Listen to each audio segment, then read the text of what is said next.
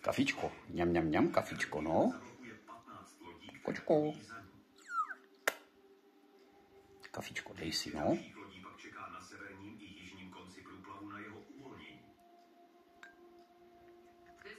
Zablokování průplavu došlo během globální pandemie COVID-19. Chutná? Chutná, to je jasně. Byla to totiž doba nárůstu potřeby. Chutná ti ode mě. Přerušení dodávek mělo obrovské následky. No jasně.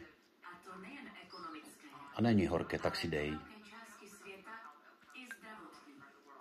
No, dej si. Tak. Prostředky na ruce, rukavice, to všechno teď bylo zapotřebí. A potom došlo k náhlému přerušení důležité obchodní tepny. Několik dní po nehodě čekalo podle odhadů na vyproštění Evergiven přes 300 lodí.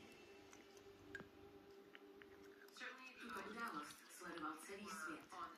Do akce se zapojily různé druhy strojů, zkoušely se různé vyprošťovací manévry. Chutná, že jo? Pusinku dáš mi? No jo. Loď se snažili vyprostit pomocí vlečných člunů. No jo, chutná.